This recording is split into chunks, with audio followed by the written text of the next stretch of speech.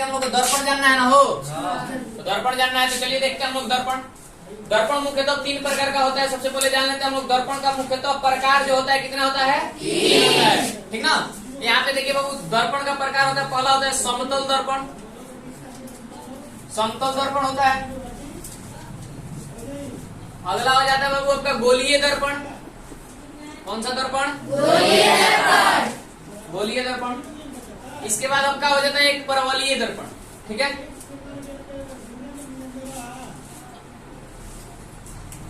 चलिए मेरे दोस्त सबसे पहले जानते हैं कि समतल दर्पण कहते किसे है ना।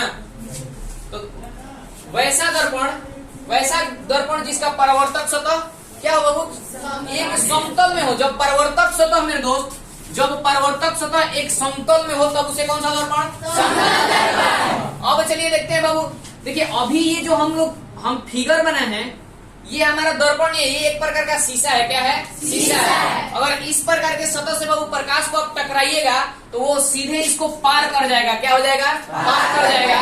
और बाबू प्रकाश का परावर्तन नहीं हो पाएगा, तो इसलिए हम चीजों को देख नहीं पाएंगे।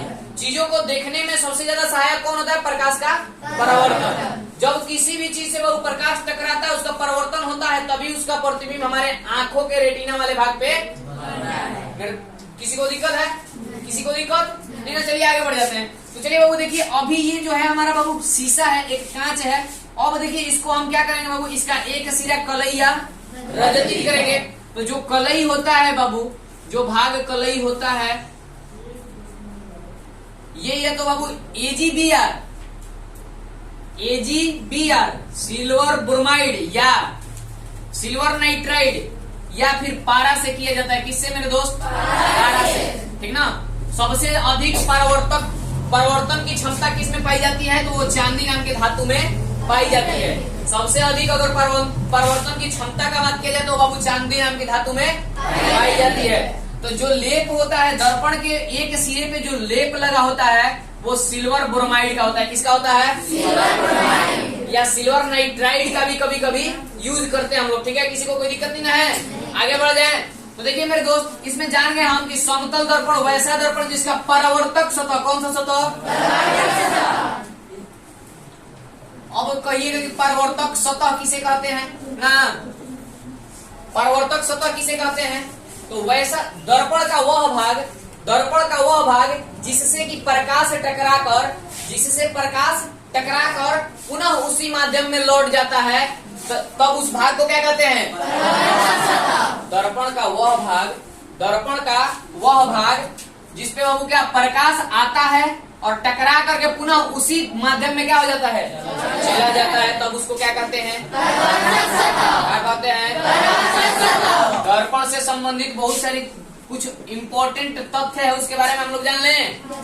तो एक होता है बाबू आपतित किरण। कौन सा किरण, आपतित किरण, जो कि किसी प्रकाश स्रोत से निकली हुई, मान लीजिए ये क्या है हमारा सन है, क्या है, सन। सूर्य से निकला प्रकाश का किरण क्या होता है, वहां से जब आता है, जिस पथ से आता है उसे कौन सा किरण कहते हैं, आपतित किरण। कौन सा किरण, आपतित किरण। और बाबू देखिए यहाँ से जैसे ही आएगा आपतन बिंदु पे टकराएगा और टकराने के बाद पुनः कहाँ निकल जाता है, तब इसको क्या कहते हैं, क्या कहते हैं। किसी को कोई दिक्कत, किसी को कोई दिक्कत। और इस घटना को क्या कहते हैं मेरे दोस्त, परावर्तन का कहते हैं। तो अब बाबू परावर्तन किसका परावर्तन, केवल प्रकाश का परावर्तन होता है, नहीं।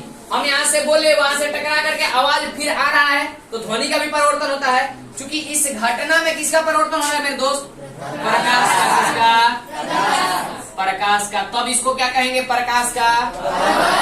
किसी को कोई दिक्कत, किसी को कोई दिक्कत नहीं ना। तो चलिए अगला जानते हैं हम लोग गोलीय दर्पण। कौन सा दर्पण, गोलीय दर्पण। अब बाबू समतल दर्पण में बात किया जाएगा, आगे प्रतिबिंब के बारे में, प्रतिबिंब बनाना हम लोग आगे जानेंगे, पहले दर्पण का परिचय जान लेते हैं ना। चलिए देखते हैं अगला। अगला हम लोग का है बाबू गोलीय दर्पण। कौन सा, गोलीय दर्पण।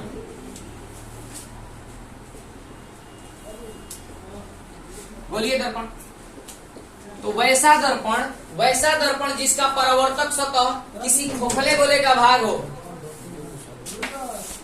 चलिए देखते हैं हम लोग गोलीय दर्पण। तो गोलीय दर्पण बाबू कहते किसे है ना, जान लिया जाए। तो वैसा दर्पण जिसका परावर्तक सतह किसी खोखले गोले का क्या हो, भाग हो, तब उसे कौन सा दर्पण कहते हैं? वैसा दर्पण जिसका परावर्तक सतह किसी खोखले गोले का भाग हो, तब उसे कौन सा दर्पण? ठीक ना। अगला चलिए देखते हैं बाबू गोलीय दर्पण का प्रकार। गोलीय दर्पण दो प्रकार का होता है। कितने प्रकार का? गोलीय दर्पण कितने प्रकार का? एक होता है बाबू अवतल दर्पण, एक होता है उत्तल दर्पण। कौन सा दर्पण? अब देखिए बाबू, जिसका परावर्तक सतह, वैसा दर्पण जिसका परावर्तक सतह आगे की ओर उभरा हुआ हो, कैसा हो? यानी कि उठा हुआ हो, कैसा हो? उठा हुआ हो, तब उसे उत्तल दर्पण कहते हैं। तथा जिसका परावर्तक सतह अंदर की ओर क्या हो, धंसा हुआ हो, तब उसे क्या कहते हैं? यानी कि मेरे दोस्त, अवतल दर्पण में जो रंगाएगा ऊपरे वाला भाग, बाहर वाले जो ऊंचा वाला भाग होगा उसको वो अवतल दर्पण में रंगा जाएगा, और जो बाबू उत्तल दर्पण में है नीचे वाला भाग रंगा जाएगा। बात समझ में आ गया?